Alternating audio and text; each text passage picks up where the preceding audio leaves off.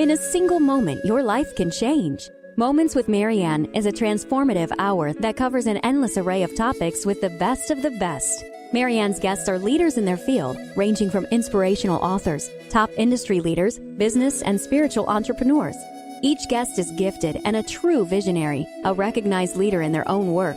They teach others to develop, refocus, and grow. Marianne will bring the best guest and sometimes a special surprise. Don't miss this. And remember, make every moment count. Welcome to Moments with Marianne. I'm so excited we're spending this time here today. We've got quite a show lined up. Our first guest is Lucinda Gabriel, and she's here today to talk to us about her new book, How to Talk to Angels. Now, this book was a bestseller in France, and so we're quite excited to have her here with us today. So welcome to the show, Lucinda. Well, thank you for having me, Marianne. I'm very pleased to be here. Thank you. Oh, what a joy it is to have you here, and what a great book. I mean, it is a practical guide. I was looking at this going, goodness gracious, going through and reading it, and it's got some great information that most people, I don't think, when they think of angel books, they don't think of this, No, that's it. It's totally different. I was inspired to write this book back in 2013, and I wrote it in French the first time. And the angels really guided me to do it in French. And, that was a blessing because I've been writing in English for, 15 years. And I was living in Quebec, and I was like, I'm never going to sell an English book in Quebec. So anyway, I was guided to write it in French, and then I was guided to a publishing house. And, I wrote him a letter within an hour. He wrote me back, says we're interested. And so they printed it, and it came out, and within 4 months, it was a bestseller in Quebec alone, which is amazing because it's 5,000 copies, and Quebec is not that big. Oh, I'm not surprised. It was magical. Yeah, well, the book is magical, so, and I'm sure when people pick this up, they are really going to connect with it. And I really liked how it was laid out. So, a few of the questions, and I saw that you had these in here, and I was real impressed with it because sometimes you get people that say, well, you know what? I don't want to bother the angels. They're really busy, and I don't think I should bother them. Or they'll say things like, I don't believe in angels. Are they still going to be around me? And so I love that you had those discussions in your book on that. And yes, and I put those in right up front to cover that, before we even began to talk about angels. Well, and so if you have people that say, well, I don't believe in angels, are they still going to be around and help me and stuff like that? What do you tell them? Well, I tell them, yes, the angels are there whether we want them to be there or not, whether we believe in them or not. And actually, I was just writing an article this afternoon for BeliefNet. And that's what it's about. It's the 4 keys to, the 4 ways that the angels are already speaking to us. Like they're already there. And so whether we believe or not, or, like when people just start like reading the article or reading my book, what's magical is that they see the signs. They've always been there. I've noticed the signs since like my late teens, and at one point I read this book, the Celestine Prophecy, that talked about synchronicity. Yes, back in when I was like 19 years old.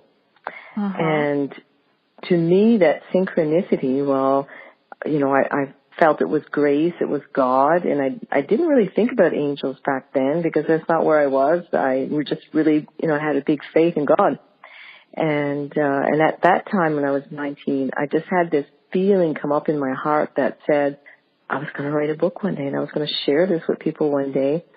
And like I said, for me at the time, I called it, the grace of God because I felt that something bigger than me was guiding my life. The signs were there. I was always at the right place at the right time with the right people and the right book, and everything always just seemed to flow and fall into place.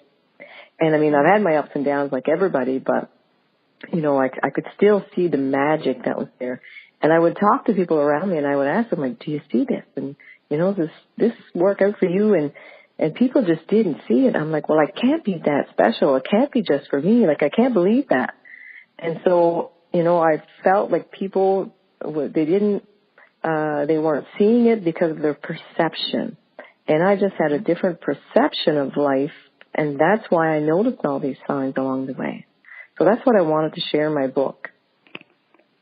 Well, it's easy to see that this book is like the go-to manual for people who are looking for insight, regardless where they are in their path and what it is that they believe. I mean, you could pick this up and go, okay, well, I don't know if I really believe in angels, but I like meditating, so I could do meditating. I like that. Mm-hmm. You know, so they're able to go ahead and connect on a way that fits them and fits their walk. Yes, and that's so true. That reminds me, last week on Monday night, I was in Ottawa area, and I gave a workshop, how to talk to angels, a small little workshop, 3 hours. And this guy that I had met a few years ago, a friend, an acquaintance of mine, he drove 2 hours to come down to my workshop. And he stayed until the end, and then he came up to me afterwards. And he bought the book 3 years ago to be polite, And so he was telling me how this book changed his life. He said, I was going through something, and he said, my eyes fell on your book, and I picked it up, and I opened it up, and it was right in that chapter what I was living. So he said, I read that chapter, and I knew what I had to do, he said. And he said, I made a decision and changed my life. And he said, then 6 months later, I was going through something else. And he says, I picked up your book, and I opened it up, and it was in the chapter that I was living in my life. And he said, I knew what I had to do, and I just changed it. And what it was, like, he left his relationship, and then 6 months later, he quit his job. He was selling cars, and he decided to go back to school and become I don't know if it's the same word in English, osteopath. Mm-hmm. Anyways, yeah, is that the same word in English? And yep. So anyway, he changed his life around, and he's so happy, and so zen, and I told him, I said, well, that's what's different about you, because I could feel the difference in his energy. He was so much more calm. So I knew something was transformed. And he said, it was your book. He said, your book, changed my life. So that was really nice coming from a guy. Because not too many men pick up my book. Well, and just, in general, I mean, it's better now in this age that we're in now, but when I was growing up, boys were meant to toughen up and not show your feelings or any of that. And so now being in a place where they can explore these kind of things, I think is really amazing. And actually this also touches on one of the questions I was going to talk about is signs.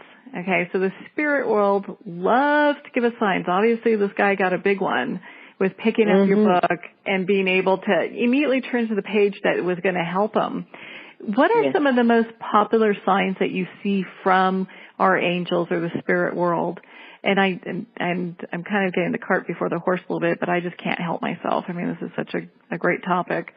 What are some of the most popular signs that you see coming through, and what do they mean?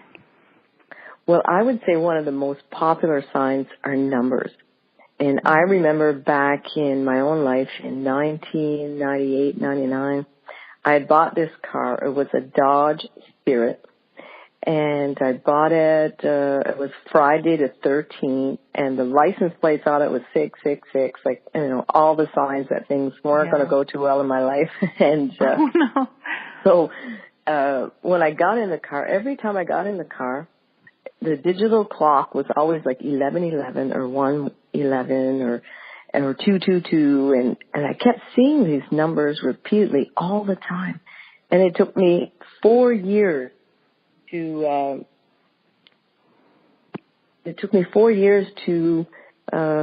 understand what those numbers meant. And I actually, fell on the book of, I think it was Angel Therapy by Doreen Virtue. And at the end of the book, there's a chapter, and it talks about all the angel numbers.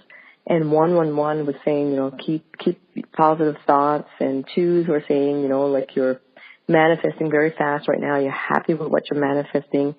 And when I look back on my life, then I could see 4 years before, I'm like, yeah, that was really a big sign. So that's when I understood it was really the angel speaking to me.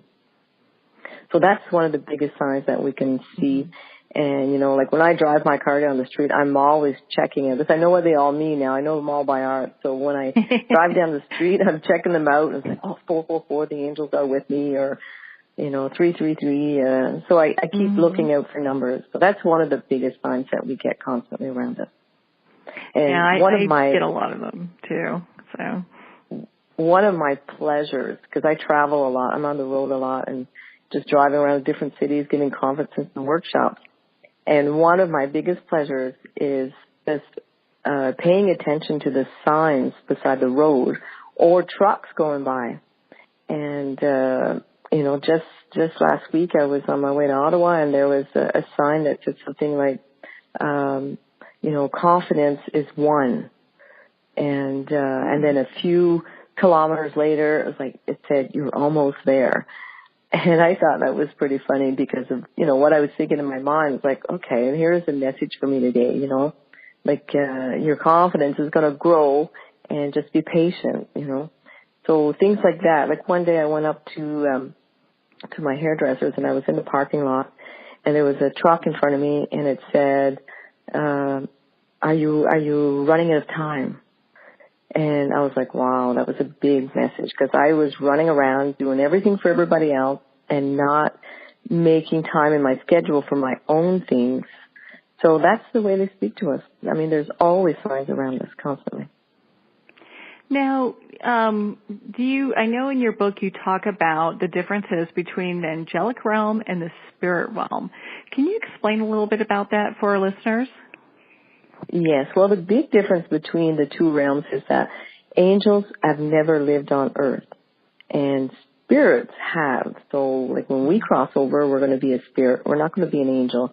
And, I tell that jokingly in my conferences to people, like, don't think that your father is more of an angel, on the other side than he was here, and we'd like to consider them as angels, in the sense that they're looking out for us, they're taking care of us, and that they are. They really do love us from the other side, and they're working with the angels to put things in our life and making sure things work out for us, when we pray to them. So they're acting sometimes like angels, but they're not theoretically angels.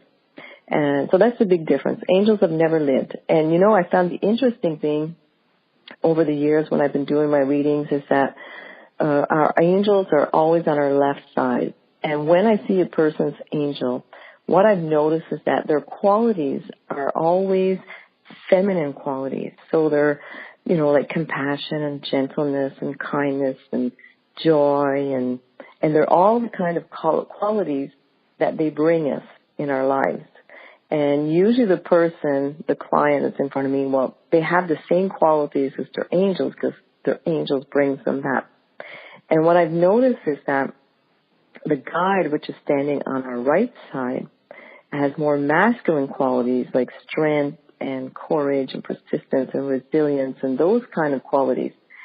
And, the thing that the angels told me about that, the difference, is that when we come on earth, we arrive here with our angel qualities. So, a baby is born and the baby is perfect. And as we grow older and we live experiences, well, we become more courageous and resilient, and, we build our strength. And so it's the experiences that we live on earth that help us develop those spiritual qualities that are more male. So it's very fascinating. Yeah, the male and female aspect to that. Well, and do you ever get people to ask you, say, if I call my angels, are like negative entities or bad spirits going to show up instead? No, I don't believe that. I believe that when we work in the light, it's always the light that shows up. And I mean, what I try to explain to people too is like, when you're living in a city, you have a choice. You can walk down the dark alleys or you can walk down the lighted streets. So which one would you prefer to walk down? So, when you're taking care of yourself and you're a positive person and, you don't do drugs, for example, and you don't hang out in bars too much. I mean, because that's where all the negative entities hang out. And so it's very important to keep our own personal vibration very high. And we can do that by, like I said, being positive, putting good music on and, not listening to depressing or aggressive music, for example. And and drugs. I mean, those are all the things that attract more dark, negative entities. And then, it's like I was saying in my other interview this morning, like sometimes people might have entities in their house, for example. I call them homeless people. They're homeless souls is what they are. And we have to treat them like they're homeless, because if I met a homeless person on the street, I would go up to them and I would say, your family loves you. God loves you. And, they want you to come home. And so when I go into a house to do a house clearing, for example, that's what I'm going to tell the spirit. I'm not going to try to push them out and say, you don't belong here and, you don't live here anymore. I'll go in there and I'll be gentle with them. And I'm going to say, well, there's a better place for you in the light, and God is there and he loves you and he's going to accept you into the light. And I invite their family from the other side to come down and meet them. And if there's any little bit of willingness in that soul to want to be in a better place, they will see. And the fact that I bring them in confidence with me, and they feel safe with me and they trust me, they'll see the light and they'll see their family on the other side. Well, and that's a much more peaceful way of going about that. And I think it really helps people have some sense of peace about the whole thing too. So it's like, well, if there's a entity that's hanging out my home, then, we can invite it to go home as opposed to, anything else. Cohabitation. Trying to push them out the door. Yeah, that probably won't work too well. No. Now, in your book, I really liked, you had prayers in your book that dealt with manifesting health and abundance. And I really liked the one that did the health with the self-forgiveness and forgiving others. Now, do you find that that's probably like a major reason why people don't live the lives that they desire, is because they still have that piece that they have to take care of? Absolutely. When I wrote that part of the book, I talked to the angels about it, and because I always had like a facility and ease to manifest things in my life. And so I asked them, like, okay, what is it that I do that I don't even know I'm doing that makes it that everything I ask for just shows up? And it's instantaneously with me, like I wanted a house in the morning at 8 o'clock, and 4 o'clock in the afternoon I'm visiting, and 8 o'clock that night I'm signing the papers. Like it was always like that quick.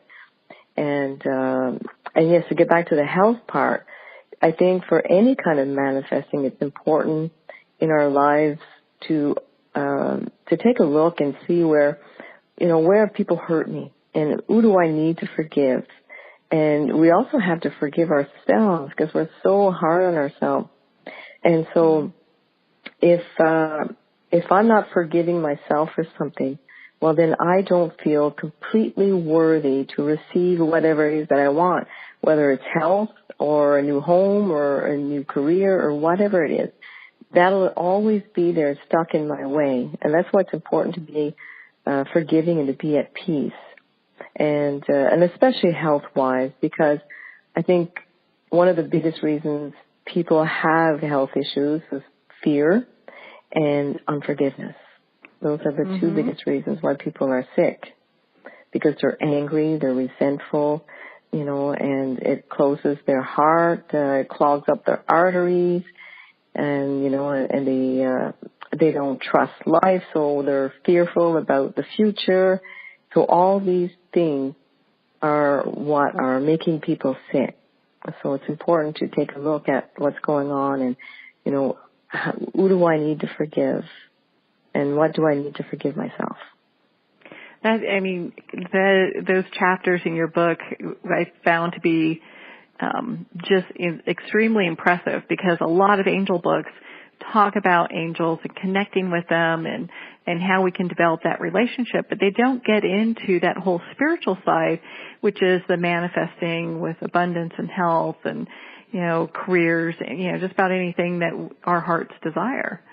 So I was so impressed with that. Thank you. Oh, yeah. And so I know in your book you talk about how, there was this common thread that you would see that was why people weren't really manifesting abundance with the angels in their life. And you described it as fear. Can you kind of expand on that a little bit for our listeners? Yes, fear is the biggest thing that's preventing us from everything, from moving forward to receiving all the goodness that is there, because I really, really believe in my heart that we're meant to be healthy and abundant and, be in love and be joyful and all those wonderful things. I really believe that's our birthright. And what prevents all that from coming into our life is fear. Like, so many people stay in jobs that they're not happy with because they're afraid they won't be able to take care of themselves financially. They stay in relationships that they're not well in because they're afraid they won't meet somebody else, or they're afraid they won't be able to do it alone. So fear is the biggest thing that's preventing us from receiving the good. And the angels are always there around us. I mean, I've seen in my own life, they're always pushing me out of my comfort zone. And I have fear like everybody else, but they're always pushing me beyond my fear to accept this goodness into my life. And so, it's like they say, you have to feel the fear and do it anyway. And, oh, yeah. And we, making a list, when I wrote the book, I made a list of all the different fears that we can have, financially and even, professionally and personally, we're afraid, like, we're not good enough, we're not pretty enough, we're not old enough or young enough or strong enough, or, there's always going to be something that we're afraid of. Well, we need to look at that and say, so what? So what? And it's okay if I'm, if I'm not old enough or young enough or pretty enough or whatever it is that I need to do in my life, I believe that God and the angels gave me everything that I need to succeed. And each person has exactly what they need to succeed. And so that's why it's important to look at fear and face it so we can move past it, because really it's just an illusion. Yeah. And it's really putting that negative thought in the future of what could happen. That's the last thing we want to manifest. Well, exactly, yes. Mm-hmm. And the angels, told me that too. Like, we mustn't, focus on, what we're afraid of for the future. For example, when I moved back in 2013, it was a big move for me, and I was guided by the angels to quit my job. I sold my house, my furniture, I gave my dog away, and I left my friends and my family, everything, to follow the calling that I had from the angels and move to Quebec City and promote this book. And so it was, I was in fear like everybody else. And so one day I was just extremely nervous. I got up. I'm like, oh my God, what am I doing? And I went out and I sat in my chair in front of the ocean there in my beautiful home. And I sat there, and the angels said, just, sit down, and instead of meditating and trying to clear my mind, they said, fill your mind up with what it is you want. So I sat there for an hour, and I just imagined my new life and every little detail about it and how I was going to feel, about giving conferences and workshops in Quebec City and the people I was going to meet and the, the new apartment I was going to live in and how it was going to feel. So I spent 1 hour just going through all the details. And by the end, I felt excited. I felt relieved. I felt excited. And I was looking forward to my new life.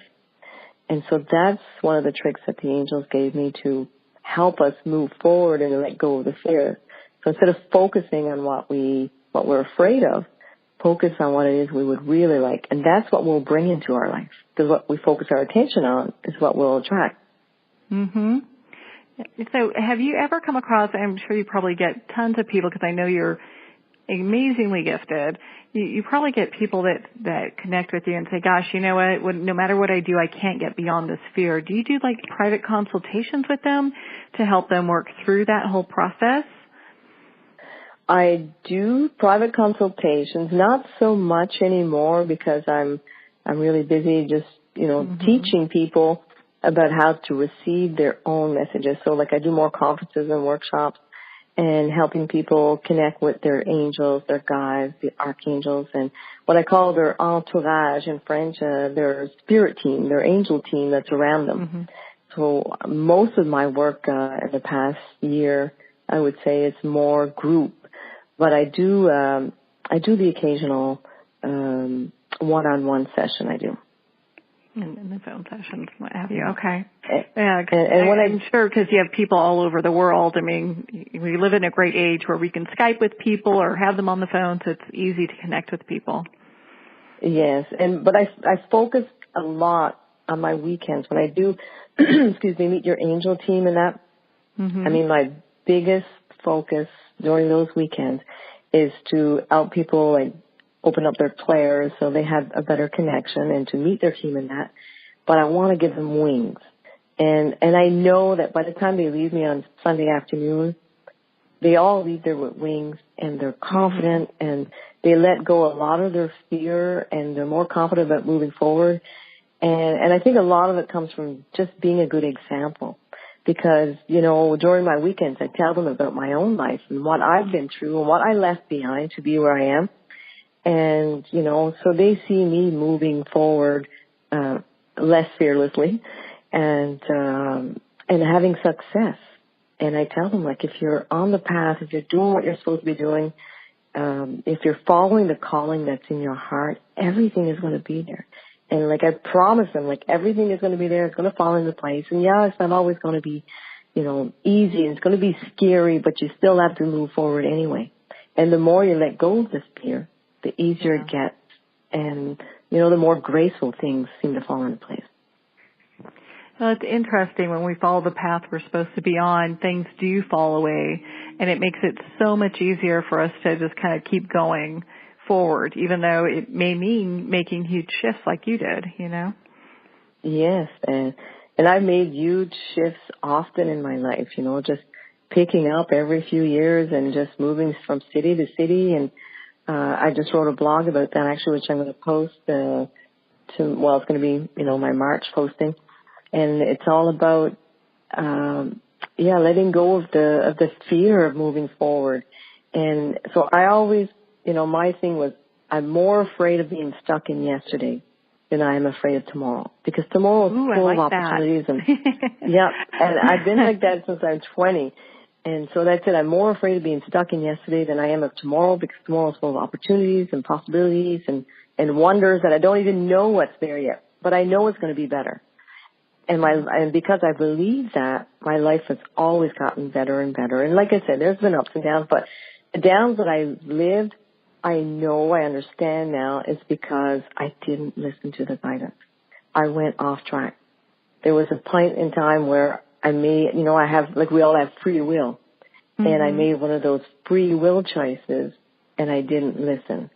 And that's when I'm unhappy. So when I do that, I know it's like, I'm not, like now I'm getting older, and as we get older, we realize certain things. So I know that if I don't listen to the guidance, if I go my own way, it's not going to work out. I'm not going to be happy. There's gifts in it. I mean, I learn things. I learn, the experiences always bring us gifts. But, the important thing is to listen to the guidance. And that's when we know we're going to be happy and we're going to be okay.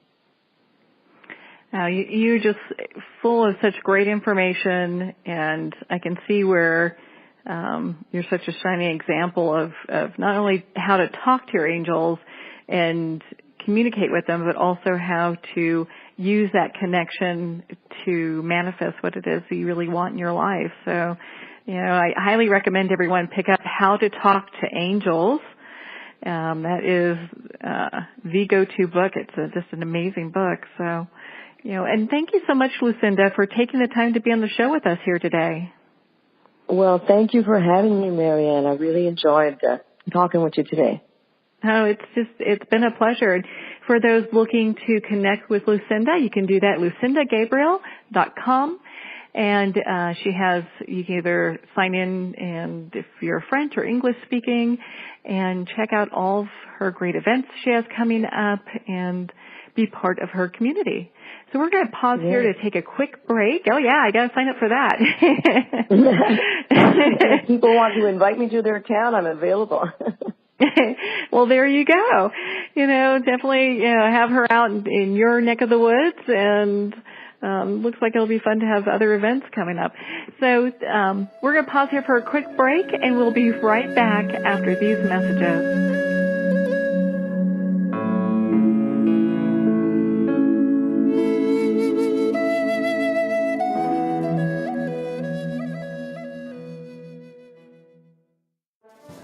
Internationally recognized and award-winning author Judy Goodman works and teaches outside the box of limited thinking. Working with people from every walk of life, her goal is to empower you to be the best you can be, no matter what the challenge is. Born with the gift of seeing beyond our normal vision, she has an extraordinary gift of working with every challenge. Teaching beyond conventional wisdom, her work is described as life-changing. Visit judygoodman.com. That's judygoodman.com.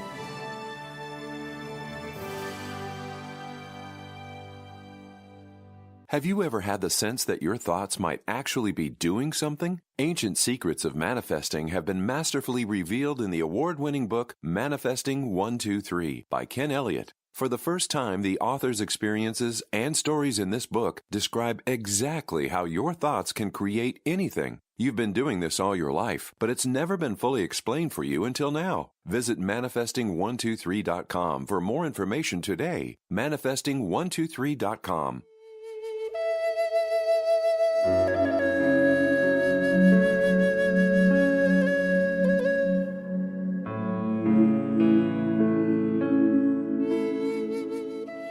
Welcome to Moments with Marianne. I'm so excited to be introducing our guest, Meryl Landau, and she's here today to talk to us about her new book, Enlightened Parenting, a mom's reflection on living spiritually with kids.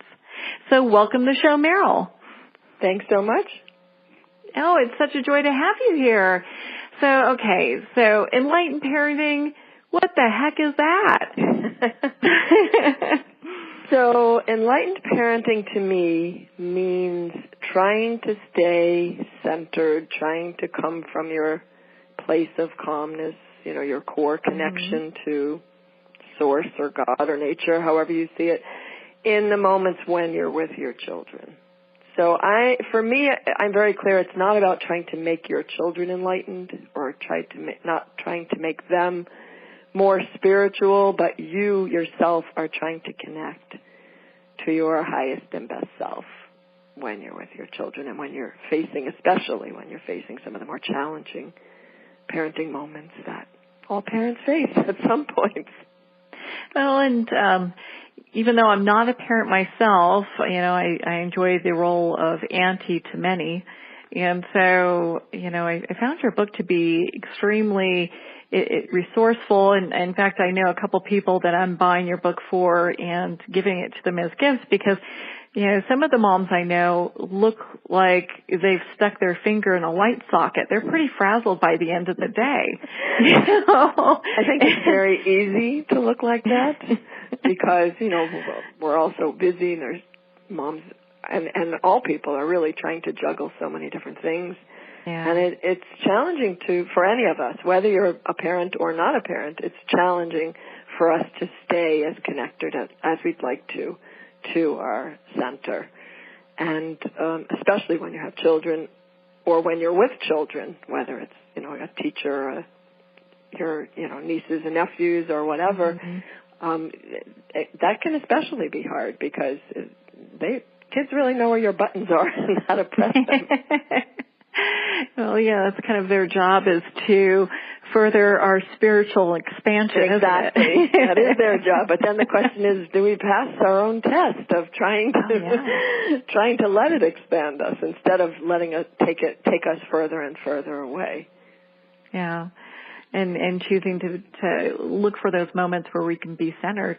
So now does it look to introduce spirituality to children, or is it mostly for the parents to practice their spiritual purpose, their spiritual path, and then reflect that in a way to their child? Right. I think it's all about the parent. I think first of all, if you want your children try to connect to their own center, you have to do that yourself.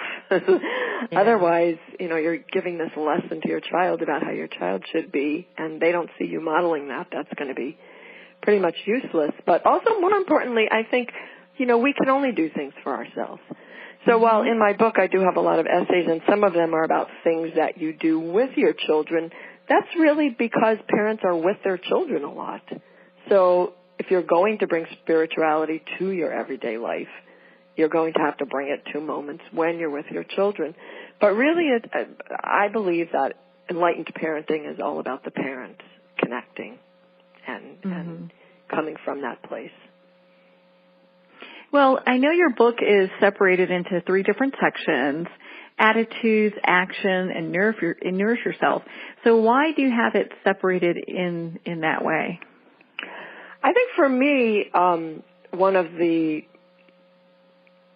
most important things that people can do to change themselves is really just to shift how they're thinking. It's really just to spend a few moments when you're going about your day trying to be more mindful, trying to change the way you think about certain things, certainly trying to change the way you think about problems and issues that you're having with your child. So I really wanted to emphasize that in the book, that it's not just about jumping in and doing things. It starts with your thoughts. And so that's the first section. And then, of course, people want to know what are some of the things I can do that during the day that really help keep me connected. Because, really all of us are connected to our higher self, to that, that essence, or we have that calm place inside of us that has all the wisdom and continues to get, wonderful answers to all kinds of challenges.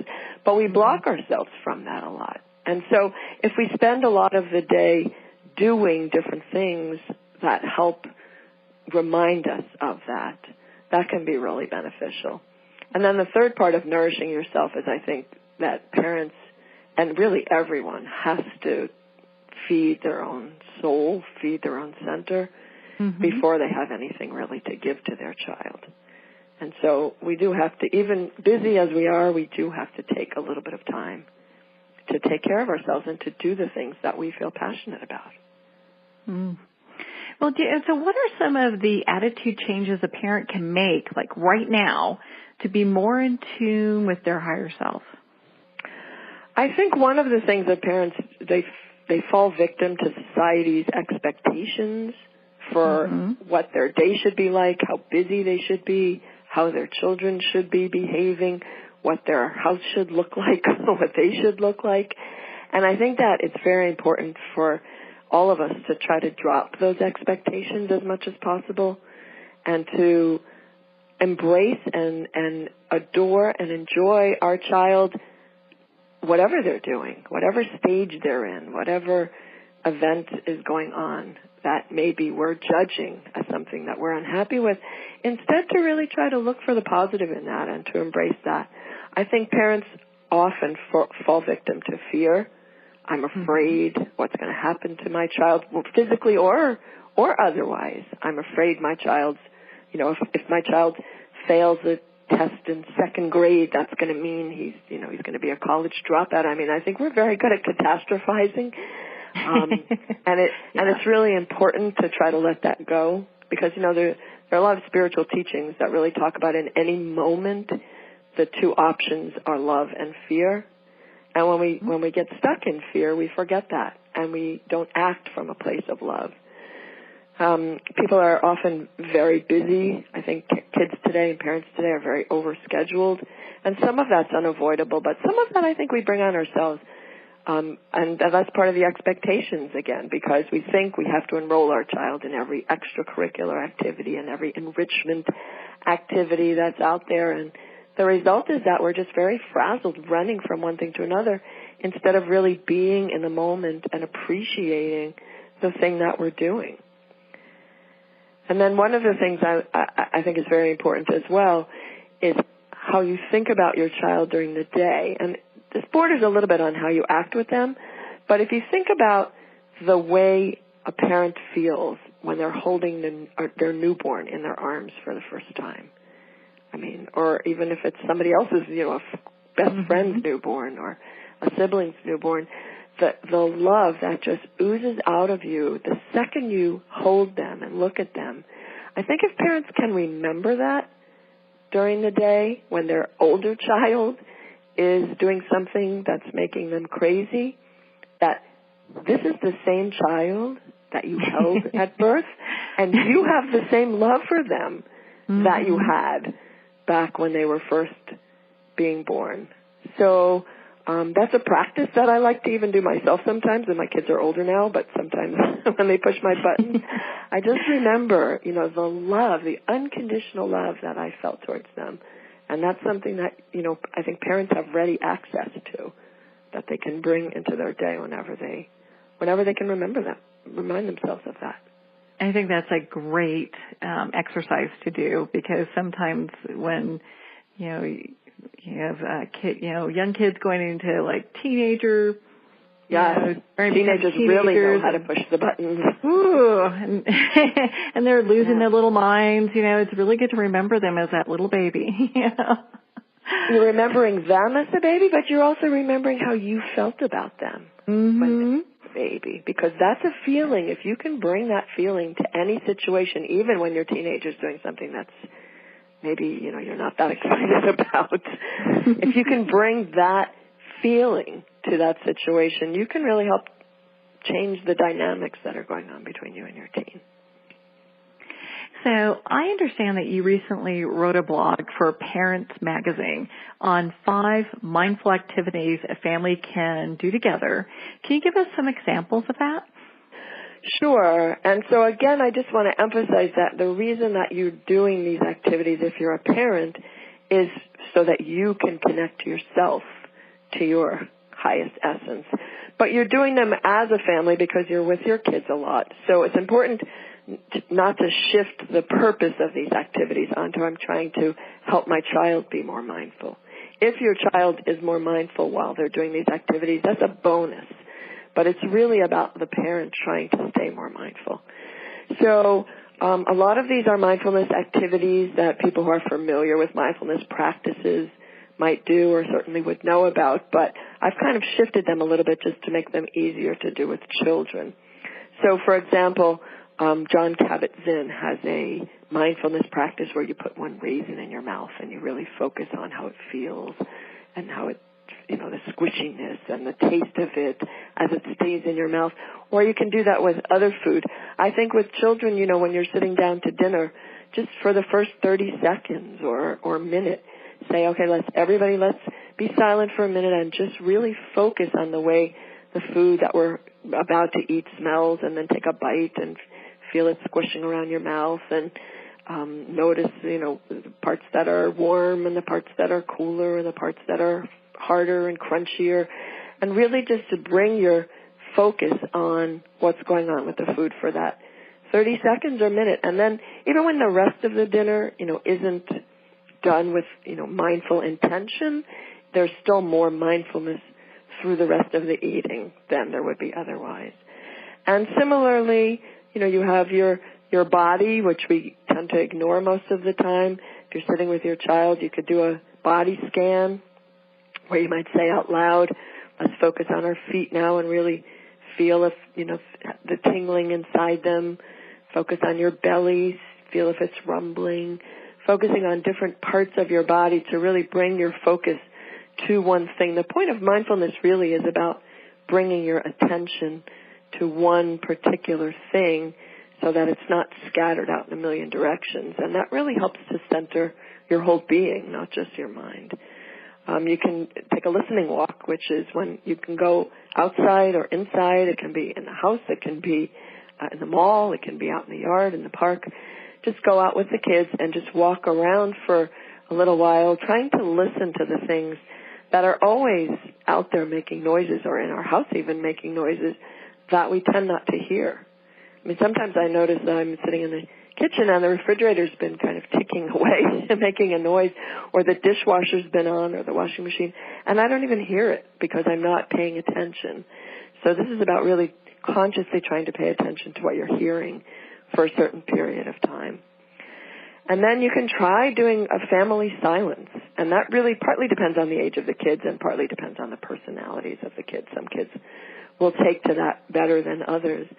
But if you just say, for 5 minutes or 10 minutes to start and then see how it goes. If it goes well the next time, you could maybe try to do it longer. Let's all try to just be silent. And I'm sure you've done silent practices before. It's amazing how much noise goes on in your head when you say, I'm going to be silent now. It takes a while for that to calm down, but when it does calm down, it's really amazing how all the other senses become so much more heightened. So, I did know a family once that used to do silence Saturday mornings from the time they woke up for the next 2 hours. Nobody was speaking. And, the kids were probably 12 or 13, and they loved it because they really understood the benefit of not talking so much. So much of our energy goes out through talking that it's really powerful to just try to silence that. But again, with little kids, 5 minutes, 10 minutes, and just really see how it goes. And similarly with a sitting meditation, which is, of course, one of the most powerful ways of being mindful, which is why it's done in so many different cultures and so many different religions. But with kids, again, a few minutes, let's all just sit and focus on our breath, in and out, slowly, and see if they take to it. And if they do, my daughter used to meditate with us when she was young for quite a while before she eventually decided it wasn't for her. And the fact that it wasn't for her, that's something that parents also have to accept if you're being an enlightened parent. My path is different from your path. So if this is my child's path and she's not interested in meditation, or my daughter and I used to do yoga all the time, and then all of a sudden she decided she's not interested in yoga, and that broke my heart. I was a yoga teacher. I'm a yoga teacher. I love yoga. Oh, but you have to say, this is, she's separate from me. She's a different person, and I embrace and accept the different paths that everybody is on. I think parents fall into a lot of trouble when they try to make their kids too much like them. Be like me, have the personality like me, have the temperament like me, have the interests like me. And I think that you'll find a lot more inner peace when you accept that they're different people and they can be totally different in a lot of different ways. And that's all good. Their own little thing, And but that's all good. That's it. We have to embrace that. That's a good thing. They're being themselves. Oh, yeah, without a doubt. Now, what are some of the ways you found yourself feeling detached from your higher self, and how did you overcome that?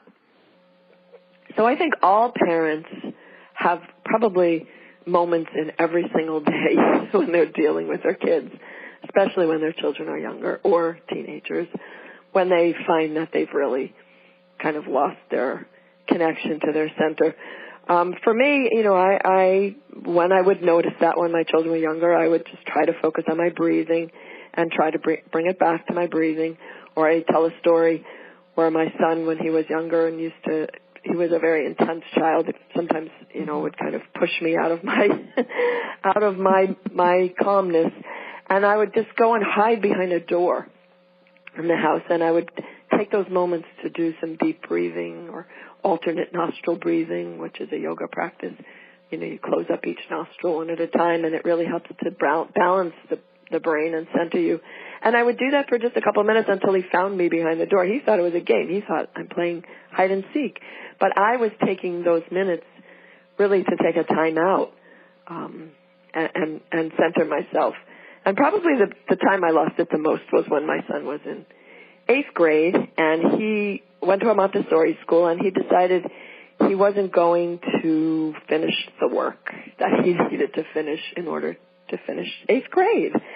And instead of really embracing that and trying to understand really what was going on for him and helping him to overcome that, I got into fear. And I thought, he's not going to graduate 8th grade. He's not going to go to high school. He's going to be a ditch digger the rest of his life.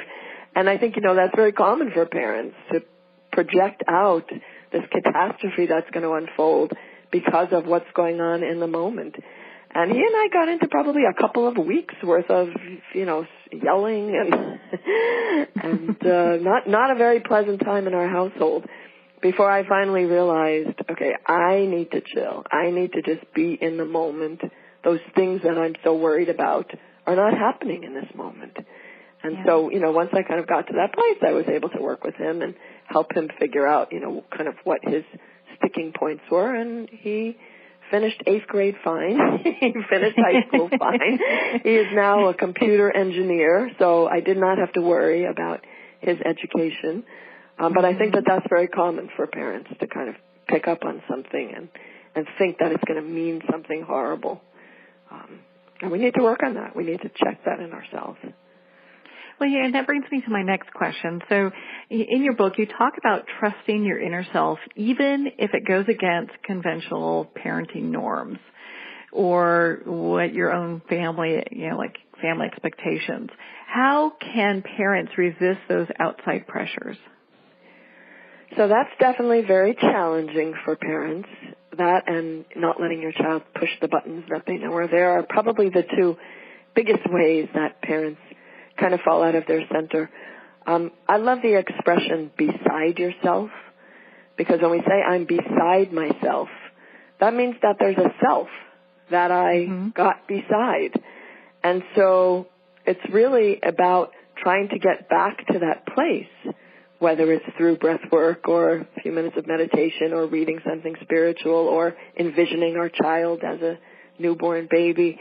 That helps to bring us back to that self. And I think that when we're in that place, we're not as worried about how people are judging us, and we're not judging ourselves. So, it's really all about trying to make ourselves trust that, the voice and the ideas that come through us when we're connected in terms of our parenting. And that might be different than the voice that comes into our head from what our mother used to tell us or what society tells us. But we can learn to trust that if we can center ourselves.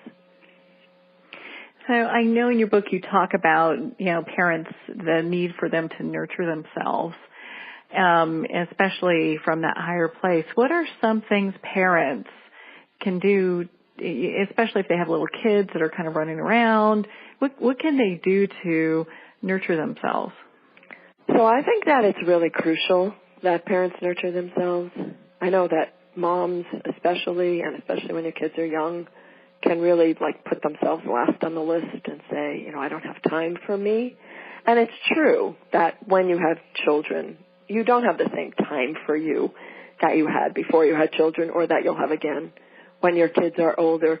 But it's important to say I still need to do some of the things that really feed myself, or I'm not going to have anything to give my children. So I used to, love to read spiritual books before I had kids. Once I had kids, that meant I was going to read a paragraph or two of a spiritual book before bed because I was just so exhausted. But I really felt like I needed to do that in a place that was my own and that was quiet and that felt like a cocoon. So I co-opted my walk-in closet and turned the back of it into I had put a little altar on the shelf. I put some things in there. I put a pillow. I had some incense. And I would just go into that room and take some deep breaths and read a couple paragraphs of a book. And that really helped to nourish me. I think that parents need to spend a few seconds when they wake up in the morning. And sometimes if your kid is in the bed with you, that can mean not moving the second you wake up. And just know that you're awake and try to focus on your breathing. There's a really intense spiritual practice where the minute you wake up, you try to see whether you notice whether you were inhaling or exhaling on the first breath when you awake. And if you can try to do that the second that you wake up, or if not, even just focus on some deep breathing before you move and indicate to the other people in your bedroom or your bed that you're awake. That can be very helpful.